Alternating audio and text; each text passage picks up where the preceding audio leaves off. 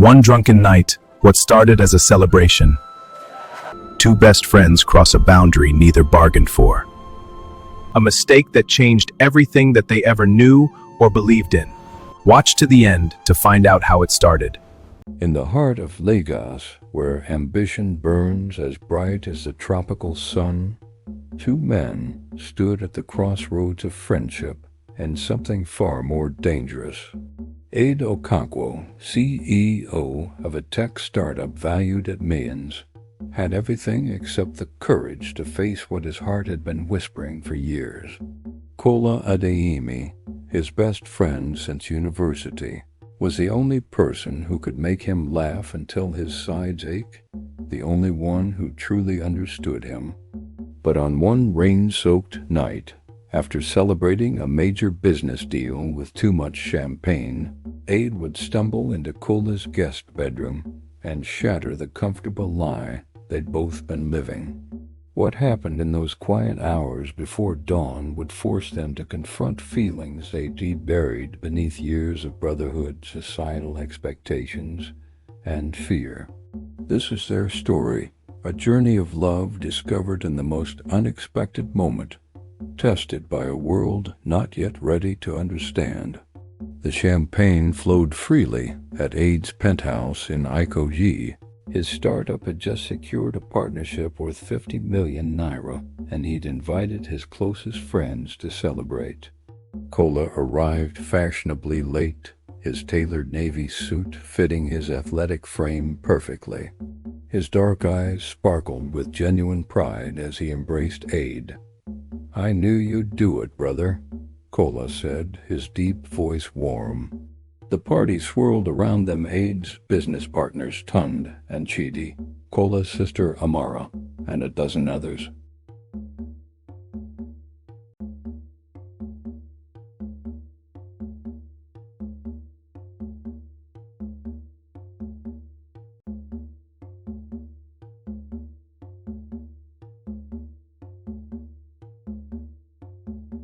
By midnight, the last guests had departed. Ade showed Kola to the guest room, swaying slightly. They stood in the doorway, suddenly awkward in a way they'd never been before. "Thank you for always believing in me," Ade said softly. Kola's expression shifted, becoming tender. "Always, Ade, always," they said goodnight, but neither moved immediately. The moment stretched, charged with unspoken words, before Kola gently closed the door between them.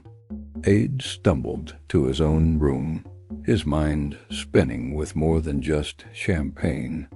Ade woke sometime in the darkness, disoriented and still drunk.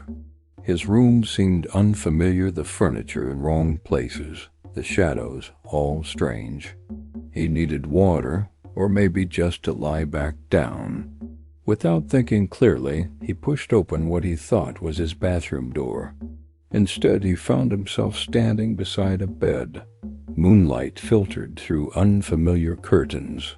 Still fogged by alcohol, Ade's instincts simply told him, bed, sleep, rest. He climbed under the covers, sighing with relief as his head hit the pillow. Warmth radiated beside him.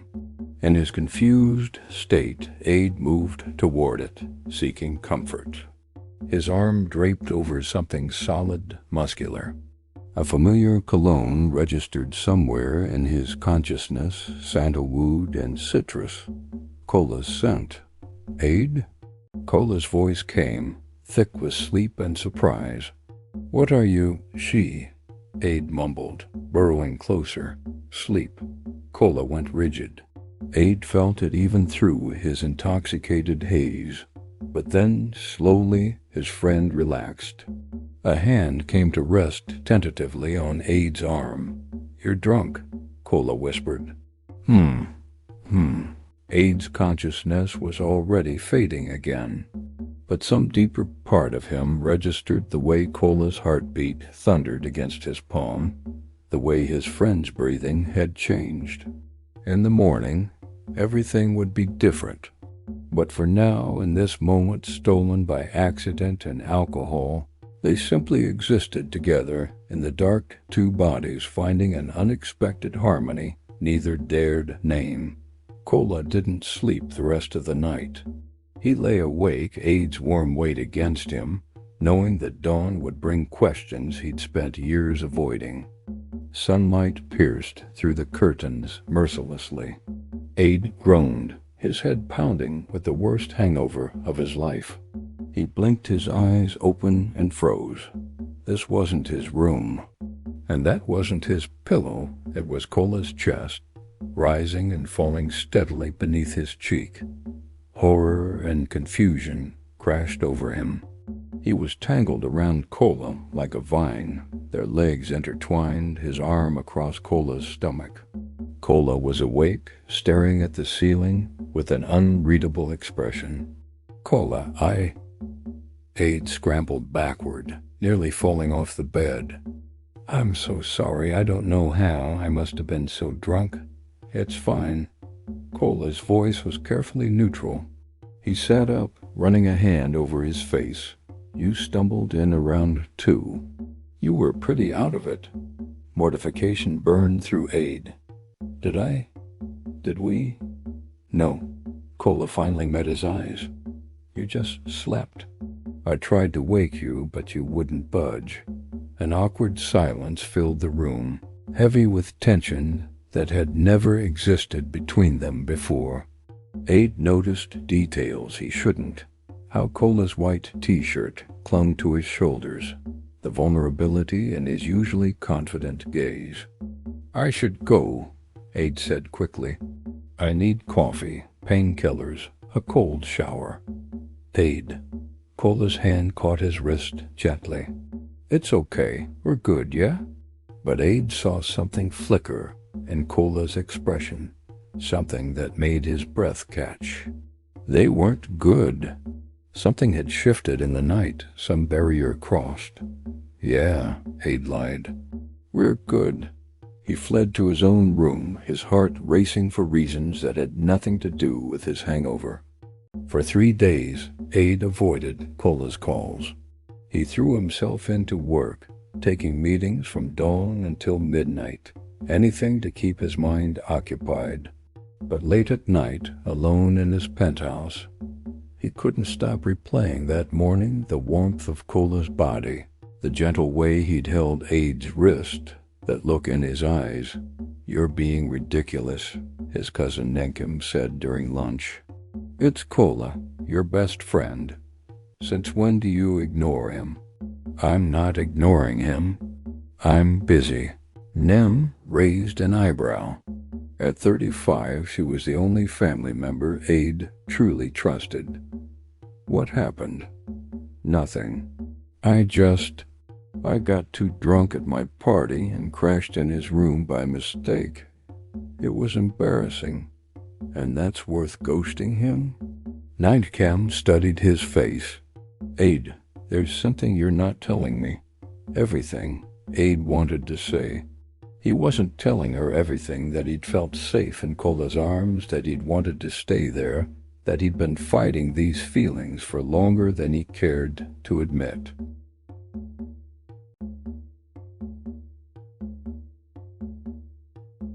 That he couldn't stop thinking about how right it had felt? He turned off his phone. But that night, unable to sleep, Ade stared at his ceiling and admitted the truth he'd been running from. He had feelings for Kola, deep, complicated, terrifying feelings. And that drunk mistake might have just ruined the most important relationship in his life. Ade's assistant Bisi tried to stop him, but Kola walked straight past her desk and into Ade's office, closing the door firmly behind him. "You can't avoid me forever," Kola said.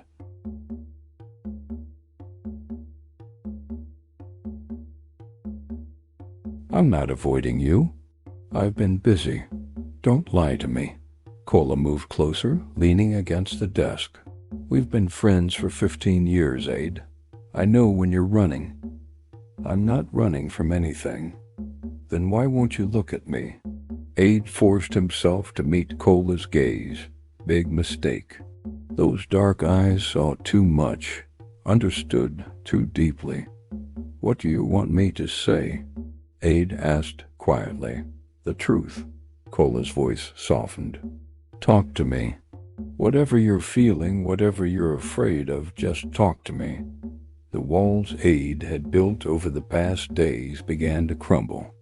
"I can't." "Why not?" "Because." Ade stood, pacing to the window. Lagos sprawled below them, millions of lives intersecting, colliding.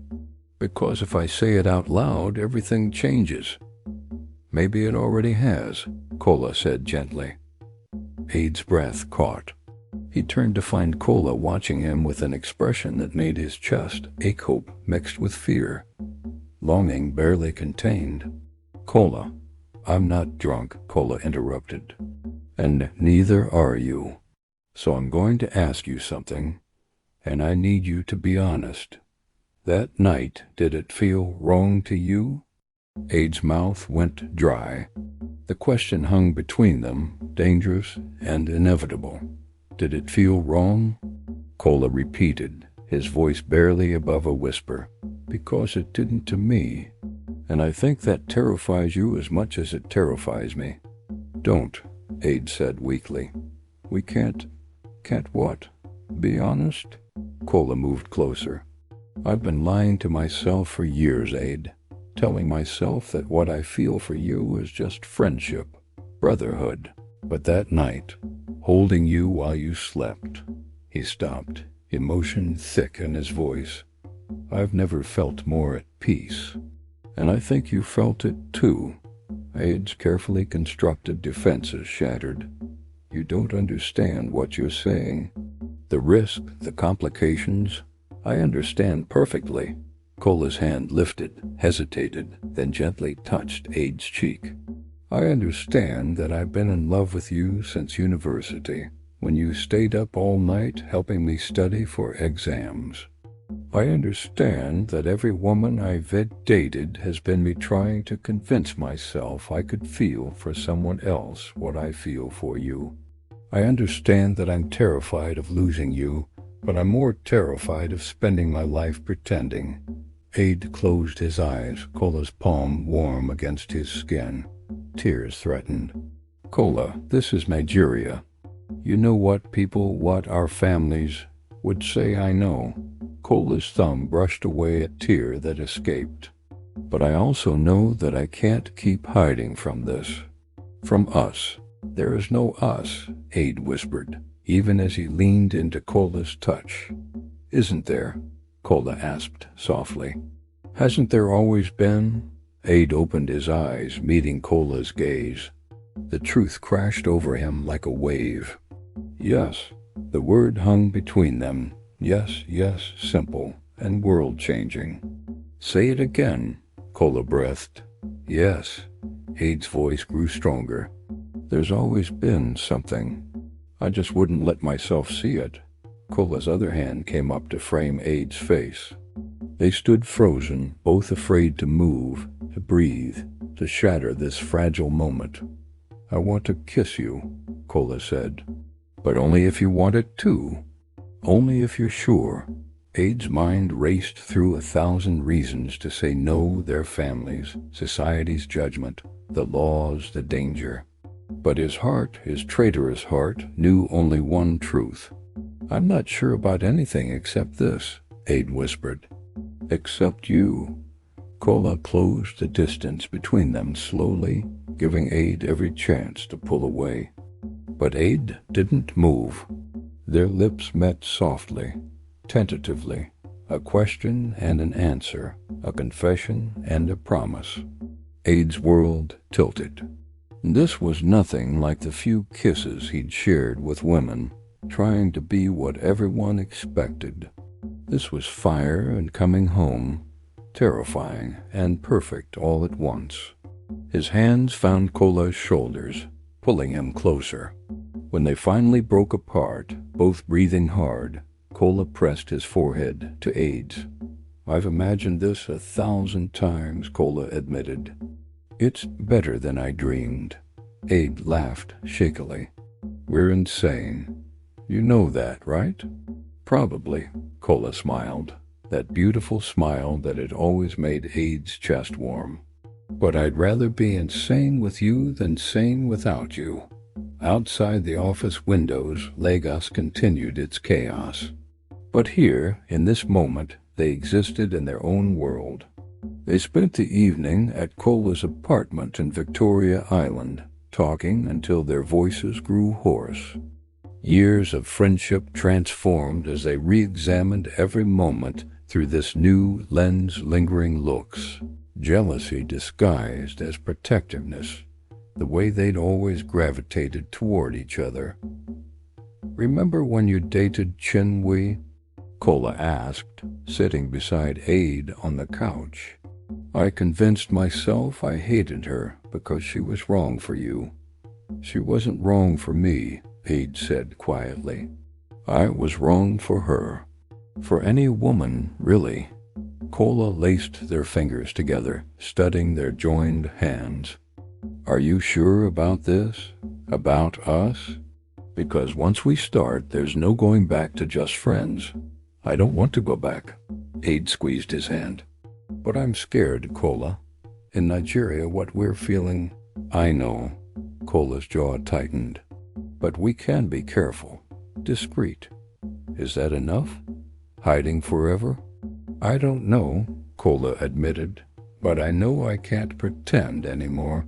Even if we have to be private, even if we can't tell anyone, I need you to know. I need to be able to hold you when we're alone. Ade leaned his head on Kola's shoulder. My mother keeps asking when I'll marry. Nekem suspects something's different about me, though she doesn't know what. Mine, too. Family pressure is Kola's side. We'll figure it out, together. They sat in comfortable silence, the weight of their decision settling over them. Choosing each other meant choosing secrecy, meant navigating a society that wouldn't understand.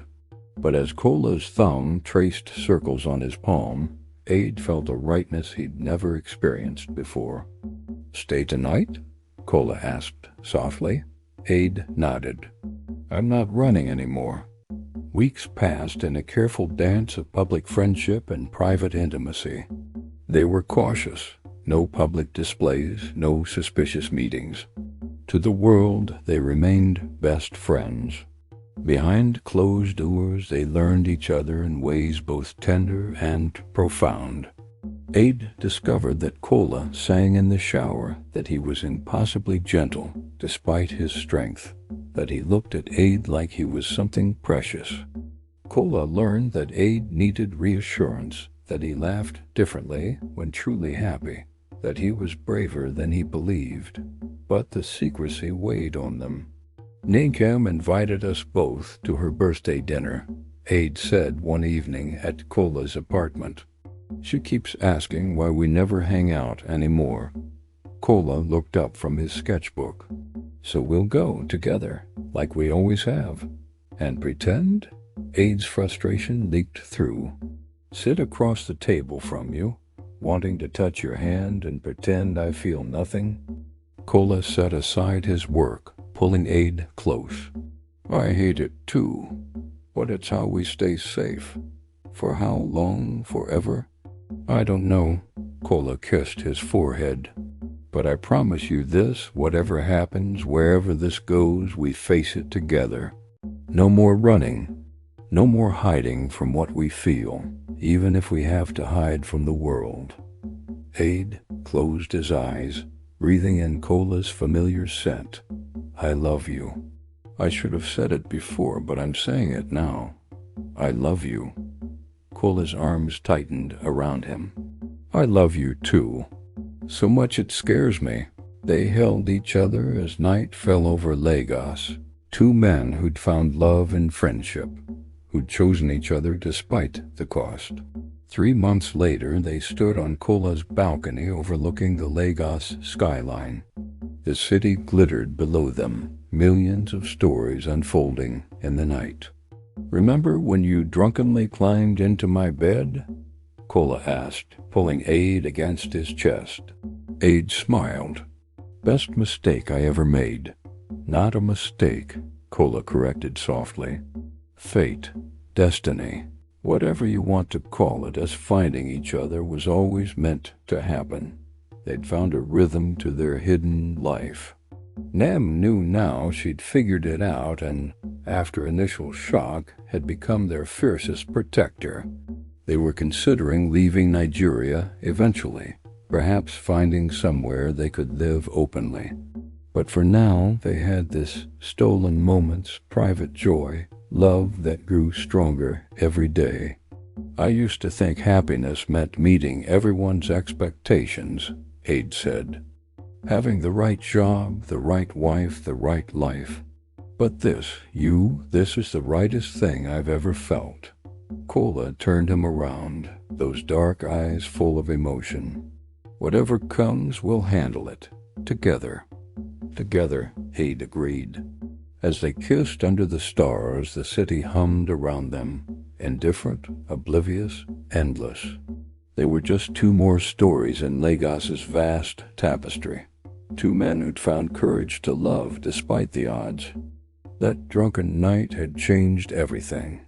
It had cracked open the door they'd both been too afraid to open, had given them permission to reach for something real. The journey ahead wouldn't be easy. But as Ade looked at Kola, at the man who'd been his best friend and was now so much more, he knew one truth absolutely. Love, real love, was always worth fighting for.